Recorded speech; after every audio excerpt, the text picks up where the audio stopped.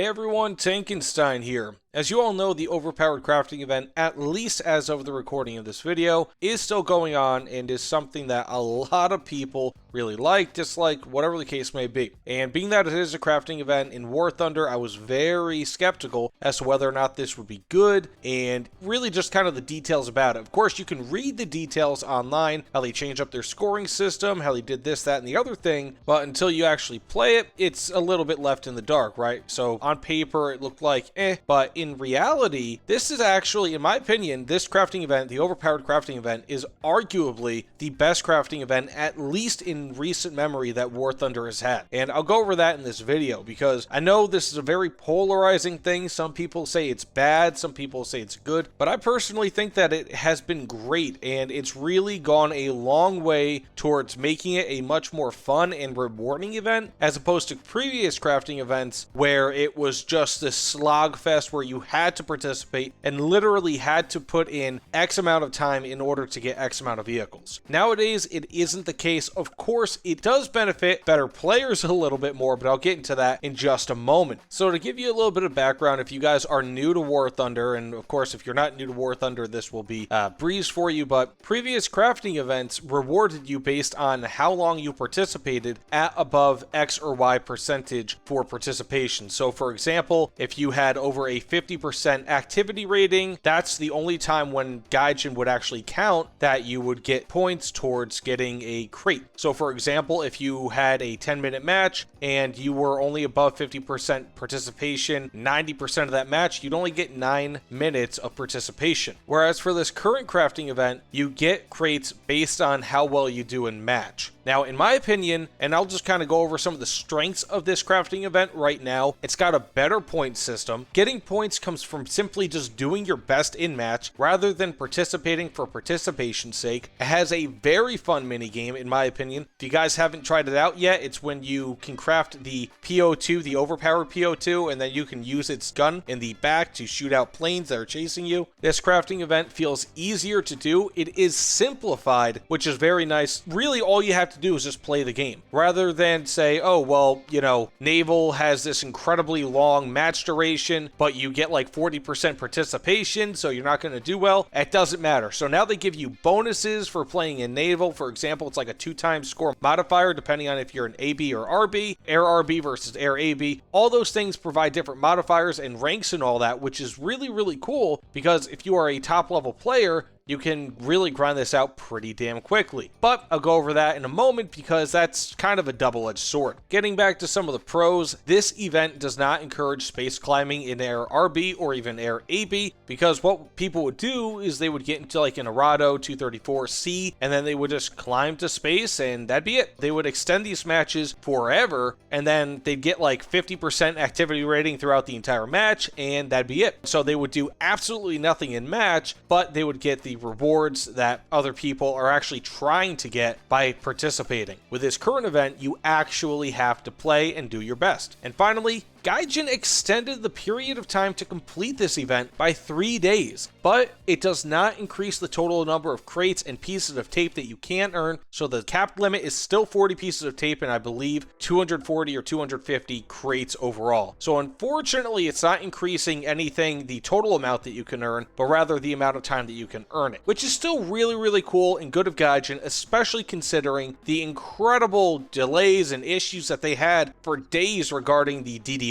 attacks and things of that nature, including even server overload just from regular playing. And I feel that Gaijin actually went a step beyond what a lot of people expected. A lot of people expected maybe 1 day extra, 2 days extra, but Gaijin is adding 3 days to be able to complete this event, which is really nice because you're going to see a lot of people getting that vehicle that they want. Maybe it's the PO2M, the CCVL, the Ostfriesland, the Jaguar E, but now this will give a lot more people the ability to get these vehicles, and even if they cannot get these vehicles, you actually might see these on the marketplace for less money now because there's going to be more vehicles on the marketplace because more people have the time to get them. So it's a really, really cool thing. It ends up helping the players a lot by simply extending this, and I hope that Gaijin just does this naturally over time because this 3-day extra thing is really helping a lot of players get that last grinding in order to get the vehicle that they really want. Now that said, it's not all sunshine and roses. There are a few negatives, and I wrote a few of these down. So it makes it so that higher tier vehicles, of which cost more to repair and that fewer people own, are more beneficial because of the score multiplier. So for example, you need a tier 3 or higher vehicle in order to participate and gain score from these events. Unless of course it's an event vehicle, but typically it's just tier 3 and higher vehicles. And with each rank that you go above tier 3, you get a slightly higher score multiplier. So for example, if you are using a tier 7 Air RB, so like let's say a MiG-21 Bissau, I believe that's tier 7 in Air RB, then you will be able to get the highest score multiplier for Air RB. It's something like 1.2 times score multiplier for the fact that it is a tier 7, and also a 1.4 score multiplier for the fact that it's Air RB. So if you were using a tier 3 Air RB aircraft, for example, you'd get a 0.8 times multiplier plus again the Air RB multiplier, which is I believe again 1.4. So it's something where higher BR players, higher tier players, more established players, more skilled players will have a much easier time getting this done, because ultimately a 1.2 times multiplier with a, again, MiG-21 Bissau, for example, if you're getting that and you get like 2,000 points in a match, that is much more. You're getting a much bigger score at the end of that than somebody who's using some sort of a tier 3 vehicle, again, in Air RB. And if you like to play AB, it's even worse because you're only getting a one-time multiplier for Air AB, 0.93 for ground AB, and a lower multiplier as well for naval AB. So overall, AB is much worse, and a lot of new players like to play AB, especially in lower to mid BR situations, which will be where you're also getting hit because you're in a lower to mid BR vehicle, right? Like a tier 3, tier 4 vehicle. That sucks, you know? And so you have a lot of people who are on the lower end of skill, or even just they don't really have many new vehicles. Maybe they just didn't buy a premium vehicle at tier 6, or maybe they just don't really have beyond tier 3 or tier 4, but they have like tier 3 or tier 4 with like 5 different countries, you know? You don't have to be some player who's gotten all the way through the highest ranks in one country. You can get a lot of experience by playing through tier 3, tier 4 with numerous different countries, and I'll bet you that person will be much better than somebody who has a high ranking vehicle with one country and nothing else with anyone else. So you have a lot of people out there who simply just are not getting these multipliers because either they never purchased a high tier premium vehicle, maybe they're somewhat newer to this game, so it is a little bit unfair to those people in my opinion, because they are, not through any fault of their own, they're missing out because they simply do not have the amount of vehicles or the higher tier vehicles that a lot of other people have, because they just either didn't purchase them or they're new, and that's not really cool. Secondly, you can only obtain enough pieces of tape for one big reward and one small reward, so this basically means that you can get the PO2M and also one of the 3 tape rewards, so the Jaguar E, the CCVL, or the Ostfriesland, being that you can only get 40 pieces of tape total. So if you could get 60 pieces of tape, or unlimited pieces of tape essentially, then you'd be able to get 2 vehicles, 2 of the bigger vehicles, or 3 of the bigger vehicles, and then 3 of the bigger vehicles plus the PO2. Whatever combination you want, you cannot get that, which really kind of sucks. It makes it so that you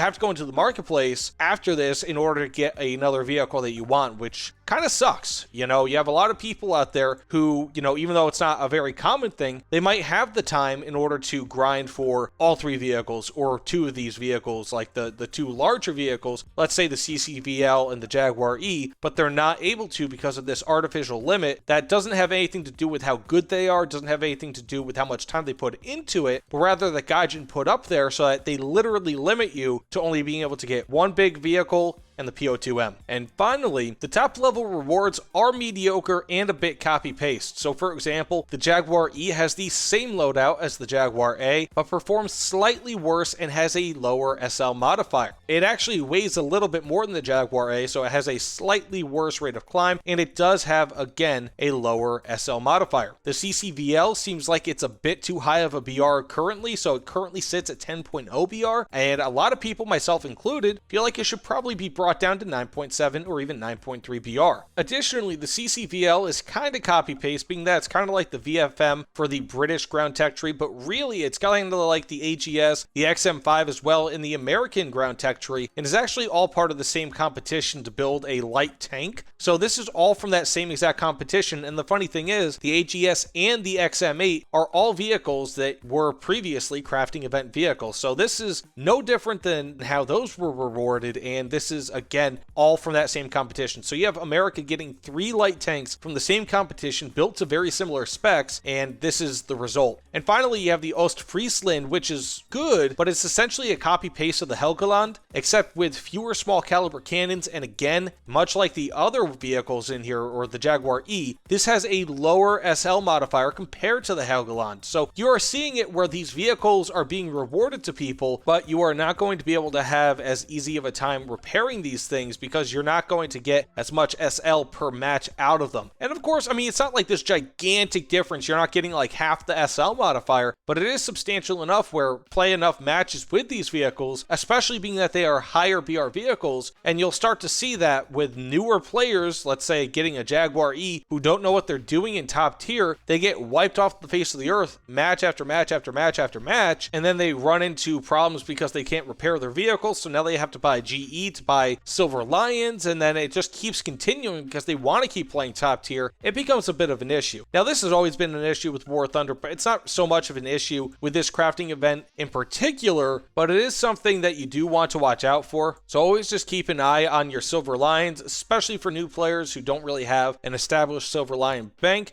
You are going to want to make sure that you do not overspend and that you're always cautious on how much you're earning and losing per match, because getting these higher BR vehicles, especially the Ostfriesland, can really be a drain on your own Silver Lion bank. With all that said though, let's just get back into the Overpowered crafting event and kind of finish this video off. Like I said, for the most part, I feel like this is actually a better event than what we've had in the past. Of course, there are some things that really suck about it, like the hard limit on how much tape you can earn, the fact that it pretty much forces you to buy a high tier premium vehicle if you are a noob, if you want to benefit from the highest multipliers, and also the fact that you have lower SL modifiers from these vehicles compared to their regular tech tree counterparts, which in and of itself kind of sucks because these are not event vehicles that are unique, but rather they're just copy paste for the most part with just some slight differences here and there. So it kind of sucks in many ways. In my opinion, I think the basic system, the score system, that's a huge win. It is much easier. It encourages player participation. And if you're decent at this game, you should, and by decent, I mean just around average, give or take, not even necessarily having to be average, but even a little bit worse than average, you should benefit from this over the participation system that there was previously. And so I think that for the most part, this is going to help more players, but there are still some serious flaws with it. Again, the score multiplier system hurts newer players quite a bit, and we are limited very heavily as to how much we can actually get from this event. Again, being that you can get one big reward and one small reward being the PO2M. Additionally, it costs a ton of materials just to be able to get one of the overpowered PO2. So not only do you have to grind your way through one entire section of crafting materials, if that makes any sense, but then you have to make them overpowered in this other section, and it just costs a ton of crafting materials. Of course, Gaijin has increased how many crafting materials for the most part you get from each crate compared to previous crafting events, but it can still take a ton of time and again is very limiting. So if they could kind of turn down how much is actually needed, again, Gaijin, I don't think that it would hurt to do a little bit of goodwill towards your players. I think that extending this crafting event was a great thing, but maybe add the amount of tapes that you can get. Maybe add how much crafting materials or how many crafting materials you can get. Maybe decrease the need for crafting materials in these events. And I feel like it would go a long way towards good player relations. Seriously, guys, not everything has to be about monetization right here and now, because sometimes what happens is that you see these players who actually appreciate these additions, who think that, wow, maybe Gaijin is turning it around. I'm going to spend my money on them more in the future. That's what happens a lot of the time when it comes to people, believe it or not, pirating music. They pirate music and then they go out and they say, you know what? I really like this piece of art. I'm going to buy it and basically give to the artist who sold it or performed it or whatever the case may be. I know that's not the best comparison, and trust me, don't get hung up on it. But basically what I'm saying is that by making a game, especially when it comes to events that have been historically seen as being extremely grindy and possibly even taking advantage of players, why not just kind of give it a little bit more, right? Give a little bit more to the players rather than taking from the players. Just give to the players a little bit more. And I know Gaijin would argue, well, we are giving them free vehicles. Yes, but maybe make it a little bit easier. Maybe increase the score multipliers a little bit. Maybe take away that that tier 3 requirement. Do something. That would be really, really cool for the future. Again, I think that this crafting event was a step in the right direction, but there are some other things that can be improved upon, especially when it comes to player health. You don't want people getting burned out by your game, and now at this point, it's just event after event after event, and that is the last thing that we want, because of course it can cause burnout. That said, I've gone on way too long here. Just please let me know what you guys think in the comments below. This has pretty much everything that I wanted to get into, but it's about 5 minutes longer than I wanted. So either way, thanks so much again, everyone. Please like, comment, subscribe. I'm always interested in your opinions, but either way, thanks again. I'll see you all on the other side. Take care, everyone.